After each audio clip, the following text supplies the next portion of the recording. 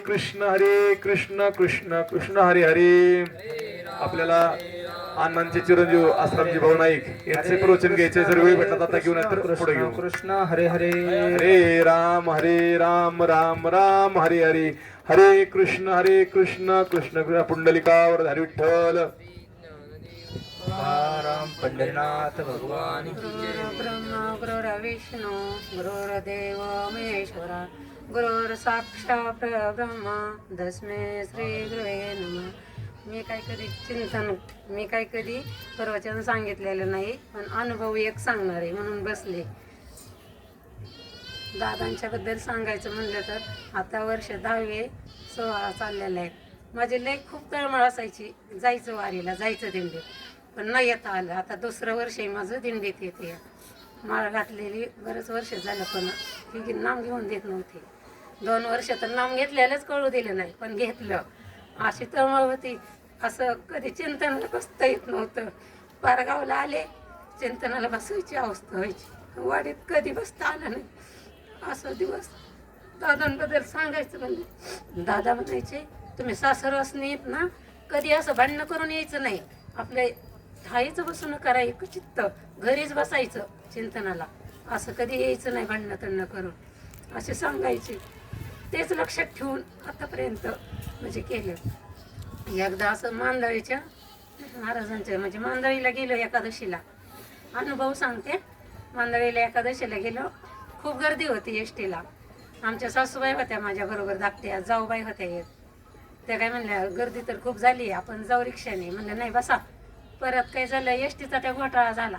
ते म्हणले दुसऱ्या गाडीत बसा, मांदळी गाडीचा घोटाळा आहे. आम्ही दुसऱ्या गाडीत जाताना मी सासूबाईंना म्हणलं, तुम्ही पिशवी घ्या माझी, मी जाते, जागा पकडते आपल्याला. पिशवी तिथं ठेवून आल्या. मग या दोघींना म्हणलं तुम्ही जावा एसटीने, मी रिक्षाने परत नंतर येते. पिशवी तिथंच राहिली. तर एसटी गेली डेपोमध्ये. माझी तळमळ एकच, मी घेतलेलं होतं देवाला तिथं ठेवायचं, ती पिशवीत आहे, चालतंय म्हणलं जाऊ द्या.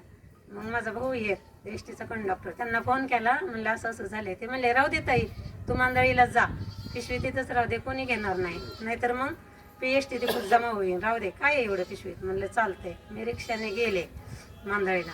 नुसतं दादांचं नाव घेतलं, चिंतन केलं की रिक्षातनं उतरस्तवर मला पिशवी आणून दिली. महाराजांनी कोण होते माहीत नाही. म्हणले ताई तुमची पिशवी घ्या. म्हणजे दादांचं एवढं नाम मागतात आणि हे आहे, दादांचं नाव घेतात, दादा इच्छा पुरी करतात. इच्छा होती यायचं सोहळ्यात दिंडीत. 2 वर्ष झाले येते.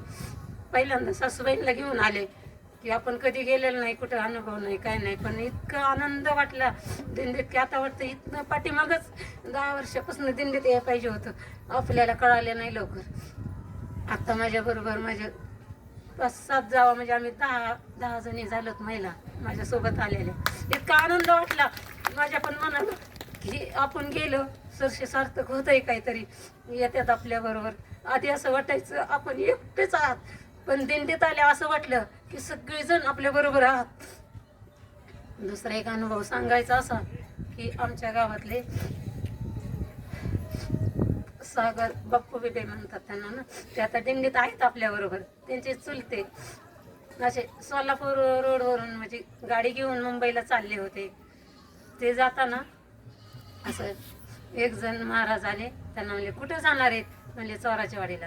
ते म्हणले तिथं एक ना कार्यक्रम चाललाय, त्यात एवढे माझे 1000 रुपये द्या कार्यक्रमासाठी नेऊन.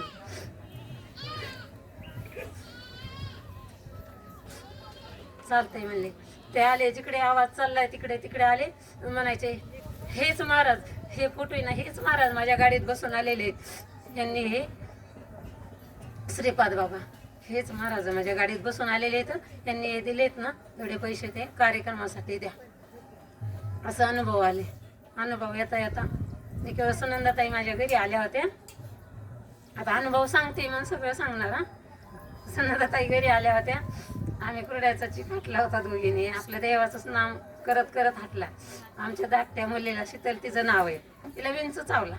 मी म्हणलं आता हे असं झाकून ठेवा आणि आपण तिला दवाखान्यात नेऊ. सुनंदाताई म्हणल्या नाही बाई चिंतन चालू केलंय का. म्हणलं हो चिंतन चालू आहे माझं. हा म्हणलं नाही न्यायचं. मग मग ते मुलीला सांगितलं तू रामकृष्ण हरी म्हण, नाहीतर तुला काय जे देवाचं आठवण ते म्हण, पण देवाचं नाम घे. मग मी सुनंदाताईने आपलं नाम चालू केलं. बघा त्या नामात पावर किती आहे. माझ्या मुलीला खूप खूप इंच चढतो. ती एकदा चावला होता तर अशी नुसती दवाखान्यात नेऊस तर बारगाहाळा झालती एवढा, पण काहीच झालं नाही. ह्या बोटापासनं ते ह्या बोटापर्यंत पण यज्ञ आल्या नाहीत. तिला म्हणलं शीतल तुला काय होतंय का बाई, नाही तर राहून देते ह्या कुरड्या, तुला नेते आधी. म्हणजे आई मला काहीच होत नाही, तू तुझ्या कुरड्या करून घे. पण आमचं सुनंदाताईचं आणि माझं चिंतन चालूच. म्हणजे इतकं ही पावर आहे नामात. आणि दादांची विषय तर मग खूप खूप काही सांगावं दादांविषयी असं वाटतं.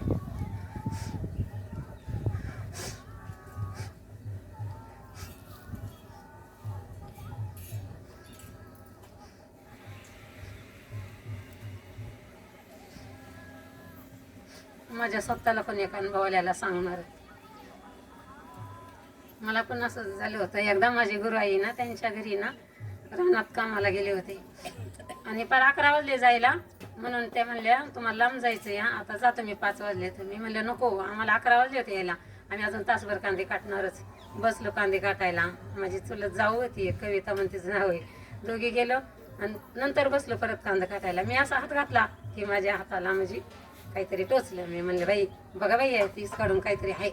त्यांनी काढलं तर त्यात पण इंचच होता. त्यांनी तो मारला. पण म्हणलं ताई चिंतन चालू करा बरं का. आम्ही दोघींनी पण फुल पॉवर चिंतन चालू केलं. मला तो इतका चढतो इंच की मापच नाही त्याला, पण काहीच झालं नाही मला. नंतर आम्ही दोघी जणी रोडला चालत आलो. आमचे दीर तिकडून आले होते. ते म्हणले बसा गाडीवर. बसलो. त्या वाडीत आल्या की त्या ताई कशा म्हणतात मला, हो जायचंय का इथं. म्हणलं कशाला. म्हणले विंच उतरायला. म्हणलं नाही नाही जायचं नाही काही नाही, मला काहीच झालं नाही. आमची धीर म्हणतात ह्या वहिनी लिचू चालू आहे काय. म्हणलं हा. म्हणले एवढ्या उड्या मारतात हिचं चालू ना, आज कसं काय नाही. म्हणलं मग आमचं चिंतन चालू आहे ना, आमच्या दादांचं इतकं नाव घेतात, काहीच झालं नाही.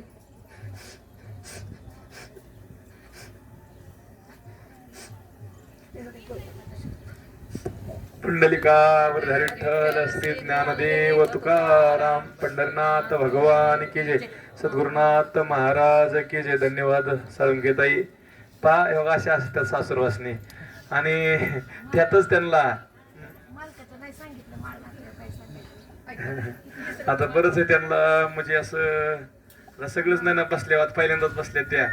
आणि खऱ्या अर्थाने त्यांचे तळमळे बघा 10 महिलांना बाकीच्या म्हणजे आपल्या गावातल्या साधक मंडळीला ते घेऊन आल्यात. कारण हेच तळमळ असते. नामात पावर आहे, सद्गुरूच्या नामात पावर आहे.